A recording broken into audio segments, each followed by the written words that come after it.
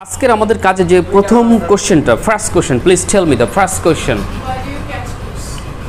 why do you catch fish okay I'm writing here take a look please why do you catch fish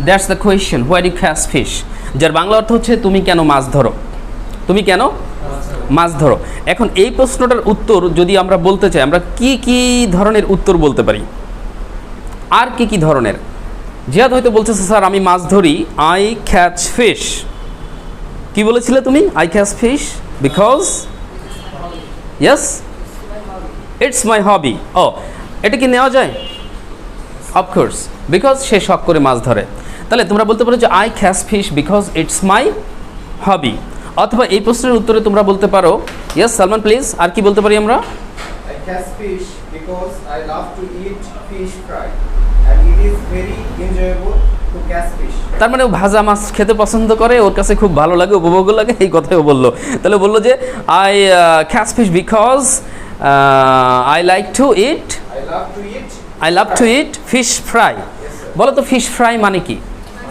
মানে এক কথায় fry fish ভাজা মাছ এটা খুব tasty তাই না খেতে ওকে তো এটাও রাখা যাবে আরেকটা অংশ তুমি বলেছো সেটা হচ্ছে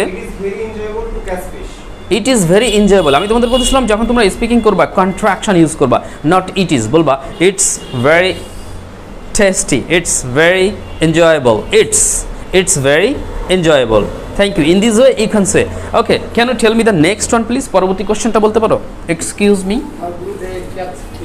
আচ্ছা নেক্সট কোশ্চেন হচ্ছে তারা কিভাবে মাছ ধরে এখন তারা কিভাবে মাছ ধরে এই কোশ্চেনটা হবে হচ্ছে হাউ ডু দে এখানে ডু হবে না ডাজ হবে কেন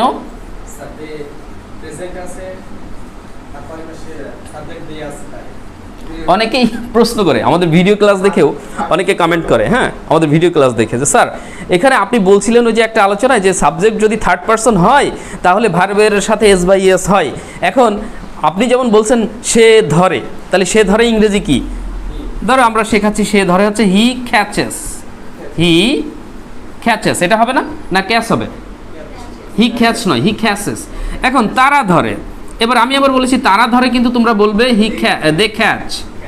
দে ক্যাচ প্রশ্ন করে স্যার দে ক্যাচেস হবে না কেন দেও তো থার্ড পারসন কিন্তু এই জিনিসটা মাথায় থাকে না যে আমি বলেছি থার্ড পারসন সিঙ্গুলার নাম্বার হলে থার্ড পারসন হয়েছে থার্ড পারসন হয়েছে না সিঙ্গুলার নাম্বার মানে কয়টা তিনটা না দুটো এই একটা ইয়েস এক্স্যাক্টলি একটা সিঙ্গেল থেকে কি সিঙ্গুলার দেখা যাচ্ছে মামুন ভালো খেলতে পারে ও ব্যাডমিন্টন ভালো খেলতে পারে আল্লাহ এই দোস্ত ও আমার দোস্ত তুই নাকি ভালো ব্যাডমিন্টন খেল আয় আজকে সিঙ্গেলে খেলবো তো নীলি গেম দেবো আজকে সিঙ্গেলে খেলবো মানে কি দুজন চারজন একজন ঠিক আছে ও নরিনীর পান খাওয়ার অভ্যাস আছে আরে কথার কথা বুঝাচ্ছি ওর পান খাওয়ার অভ্যাস আছে ও দেখা যাচ্ছে দোকানে যে বলে যে কছে চাচা একটা সিঙ্গেল পান দেন মানে সিঙ্গেল পান মানে কি দুটো না সাইডে দেবে একটা পান দেবে ঠিক আছে আচ্ছা জিয়াদ তুমি কি বিয়ে করেছো জিয়াদ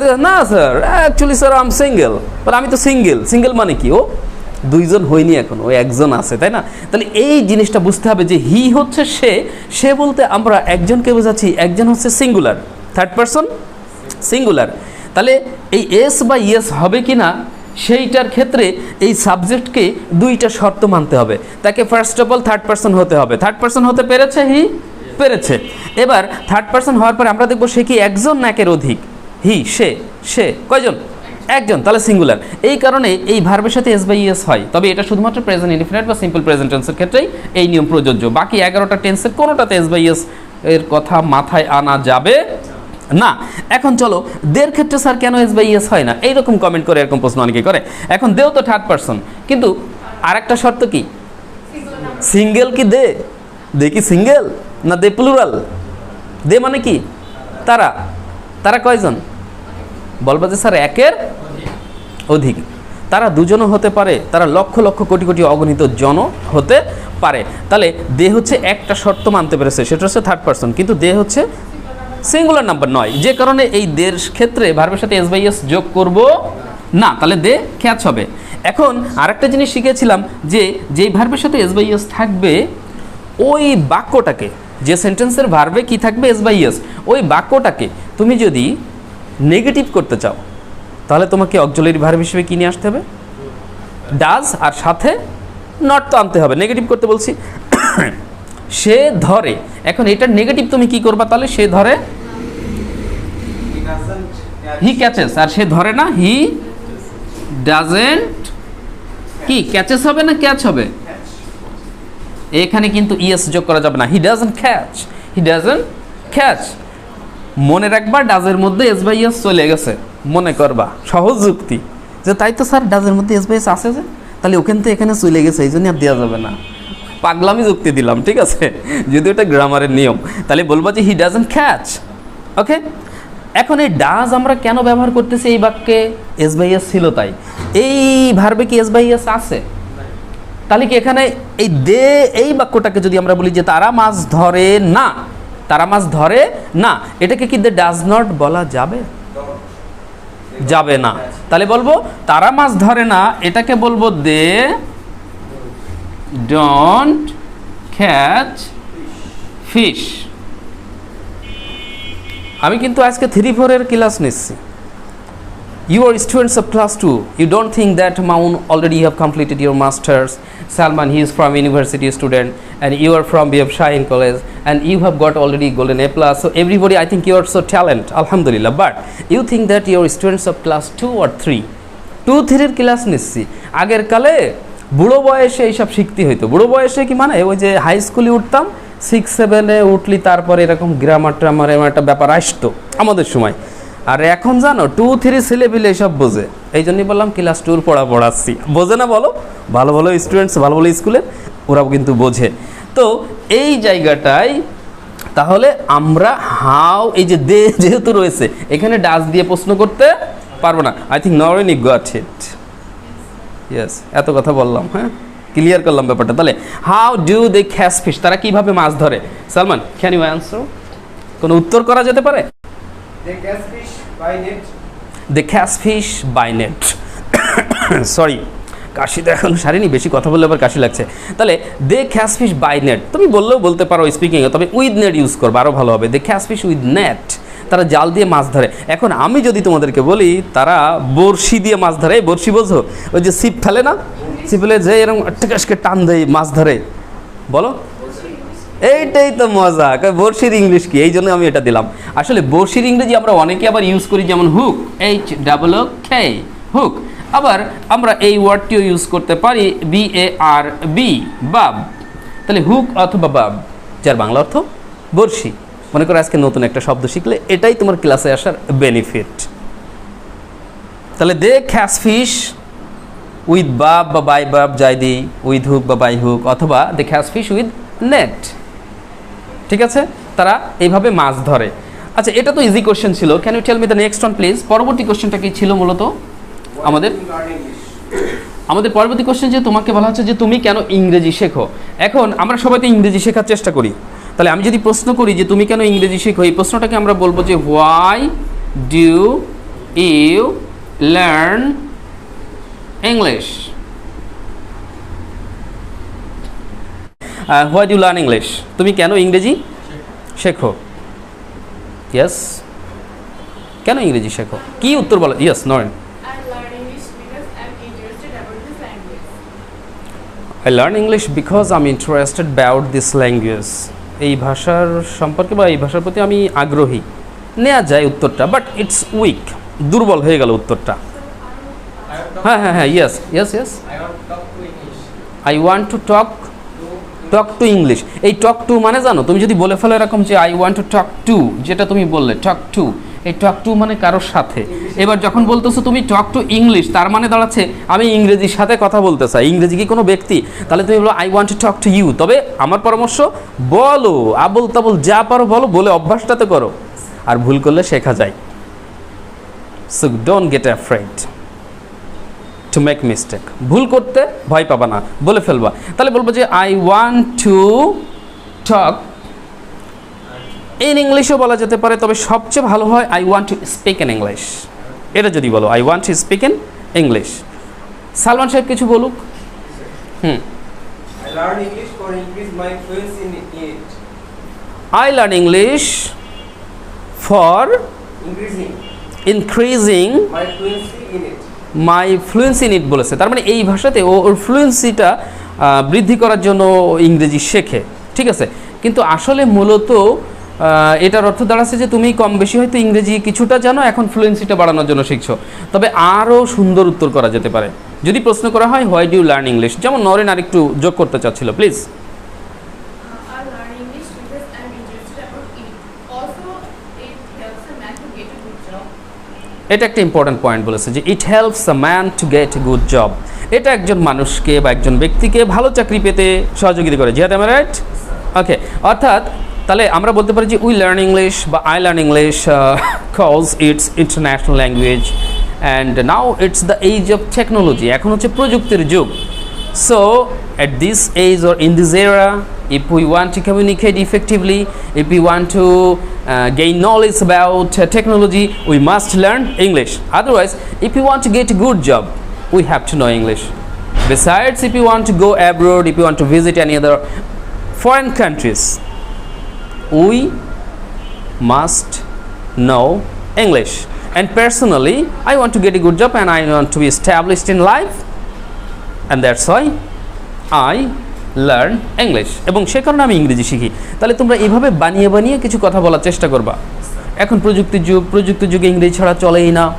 তারপরে আমি যদি বিদেশ ভ্রমণ করতে চাই আমাকে অবশ্যই ইংরেজি জানতে হবে যোগাযোগের জন্য, কমিউনিকেশনের জন্য। আর আমি যদি ভালো চাকরি পেতে চাই তাহলে আমাকে ইংরেজি জানতে হবে। আর একটা ইম্পর্ট্যান্ট পয়েন্ট রয়েছে, English is very important for higher education. উচ্চ শিক্ষার জন্য ইংরেজি জানা অত্যন্ত জরুরি। যারা তোমরা উচ্চশিক্ষা গ্রহণ করতেছো, এই যে মনে করো যে ইউনিভার্সিটি যারা পড়ছে বা অনার্স মাস্টার্সে যারা পড়ছে, অথবা যারা ডাক্তারি পড়ছে MBBS, যারা ইঞ্জিনিয়ারিং পড়ছে, এই যে যেমন সালমানরা ভার্সিটিতে পড়ে বিএসসি করছে, তো দেখো এদের অধিকাংশ ক্ষেত্রেই কিন্তু কি দেয়ার টাচ অফ ইংলিশ, ইংরেজি ছোঁয়া রয়েছে। সো ইংরেজিটা আমরা এই জন্য শিখি এইভাবে, মানে স্পিকিং তুমি বেশি করতে পারবা যখন তোমার মাথায় তথ্যটা বেশি আসবে বাংলায়, আর সেই তথ্যগুলোকে তুমি ইংরেজি করতেই থাকবা। মাঝে মধ্যে হয়তো গ্রামারের ভুল হবে, হোক। এভাবে গো অন, কিপ স্পিকিং মানে কি বলতে থাকো, কিপ স্পিকিং মানে বলতে থাকো। কিপের পরে ভার্বের আইএনজি করবা। আমি বললাম যে তুমি যেতে থাকো, তাহলে কি বলবা? Keep going. ইয়া, কিপ গোয়িং। তুমি লিখতে থাকো, কি বলবো? কিপ, এখানে বলবো রাইটিং। তুমি বলতে থাকো, কিপ স্পিকিং। তুমি যেতে থাকো, কিপ গোয়িং। তুমি পড়তে থাকো, তুমি দেখতে থাকো, কিপ ওয়াচিং। যদি মনিটরে কোনো কিছু স্ক্রিনে দেখায় সেটা হচ্ছে ওয়াচ।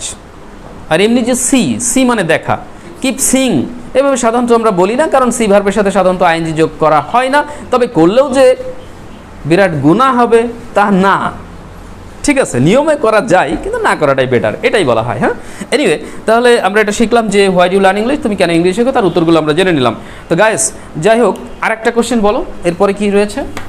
প্রতিষ্ঠানের ইংরেজি আমরা জানি যে ইনস্টিটিউট, INSTITUTE, ইনস্টিটিউট বা ইনস্টিটিউশন, যাই হোক। এখন এই যে ইনস্টিটিউট, এটা হচ্ছে প্রতিষ্ঠান। আমি যদি বলি কোন প্রতিষ্ঠান, লিসেন কেয়ারফুলি, কোন প্রতিষ্ঠান, তাহলে কি হবে? Which institute. কিন্তু আমাদের প্রশ্নটা হচ্ছে কোন প্রতিষ্ঠানে। ধরো তোমরা দ্য মেন্টরস ল্যাঙ্গুয়েজ স্কুলে ইংরেজি শিখছো, এখন তোমাকে প্রশ্ন করা হলো তুমি কোন প্রতিষ্ঠানে ইংরেজি শেখো, তুমি কোন প্রতিষ্ঠানে চাকরি করো, তুমি কোন প্রতিষ্ঠানে কাজ করো, তুমি কোন প্রতিষ্ঠানে তোমার দায়িত্ব পালন করো, তুমি কোন প্রতিষ্ঠানে পড়াশোনা করো, নানান কথা হতে পারে না? তো এখানে বলা হলো যে তুমি কোন প্রতিষ্ঠানে ইংরেজি শেখো, কিন্তু কোন প্রতিষ্ঠান হচ্ছে হুইচ ইনস্টিটিউট। কিন্তু আমাদের কথা হচ্ছে কোন প্রতিষ্ঠান এ। ভালো করে বুঝো, কোন প্রতিষ্ঠান এ। প্রতিষ্ঠান কি? ইটস আ প্লেস, এটা একটা জায়গা। আর জায়গা হওয়ার কারণেই তোমাকে এই শুরুতে এখানে ইন ব্যবহার করতে হবে। এইটাই হলো সঠিক question. In which institute, in which institute, কোন প্রতিষ্ঠানে তুমি ইংরেজি শেখো, তাহলে কি হবে? Do you learn English, that's the question. In which institute do you learn English? তুমি কোন প্রতিষ্ঠানে ইংরেজি শেখো? এবার তুমি যদি বলো যে আমি দ্য মেন্টরস ল্যাঙ্গুয়েজ স্কুলে ইংরেজি শিখি, তাহলে উত্তর কী হবে? I learn English. Everybody please, I learn English. এখানে বিকজ কেউ বললো কি? বিকজ বলবো না, কারণ এটা তো কারণ জানতে চাওয়া হয়নি যে কেন ইংরেজি শেখো। বলা হয়েছে কোন প্রতিষ্ঠানে ইংরেজি শেখো, তাহলে তুমি বলবে আমি দ্য মেন্টরস ল্যাঙ্গুয়েজ স্কুলে ইংরেজি শিখি। I learn English in the Mentors language school, Mentors language training school বলো, নো প্রবলেম। সংক্ষেপে বললে দ্য মেন্টরস ল্যাঙ্গুয়েজ স্কুল। তাহলে I learn English in the Mentors language school অথবা I learn English at the Mentors language school. প্রতিষ্ঠান বা office এরকম ক্ষেত্রে in বা অ্যাট দুটোই বলা চলে, তবে সিম্পলি আমরা অ্যাট ইউজ করব কোথায়? অ্যাট ইউজ করতে পারি আমরা, মনে করো যে মাসের আগে কী দিই আমরা বলো তো? In January, in February, in March, in April, মাস বা ঋতু, সেটার ক্ষেত্রে ইন। আর এই সব জায়গায় যেমন সকাল অ্যাট মর্নিং বলতে পারো তুমি, আবার ইন দিলে কিন্তু দিয়ে দেওয়া লাগে ইন দ্য মর্নিং। আবার বিকাল অ্যাট আফটারনুন, না রাত অ্যাট নাইট, ছোটো জায়গা। আমি যশোরের নিউ মার্কেটে থাকি, আমি খুলনার নিউ মার্কেটে থাকি, তাহলে I live at new market in Khulna, I live at new market in Khulna. ঠিক আছে, এভাবে তোমরা বলবা। Hope you got it. So এইগুলো হচ্ছে ছোটো ছোটো প্রিপোজিশনের ব্যাপার। আমাদের যে বই রয়েছে এই বইয়ের কিন্তু বিভিন্ন জায়গায় তোমরা কিন্তু এটা পাবে। ঠিক আছে, বিভিন্ন লেসনে কিন্তু দেয়া আছে অল্প অল্প করে প্রিপোজিশনের আলোচনা, সেগুলো তোমরা দেখবা, দেখলে এখান থেকেও অনেকটা আয়ত্ত করতে পারবা। এছাড়া আমাদের বিভিন্ন ভিডিও ক্লাসে কিন্তু আলাদা করে আমি ছোটো ছোটো করে প্রিপোজিশনের ব্যবহারের উপরে ছোটো ছোটো ভিডিও ক্লাস দিয়েছি, মানে একটা প্রিপোজিশন কত কত ক্ষেত্রে ব্যবহার হতে পারে, এগুলো মাঝে মাঝে সময় পেলে তোমরা সার্চ করে দেখবা। Thank you so much dear learners, that's all for today. Wish you all the best, take care, আসসালামু আলাইকুম রহমতুল্লাহ।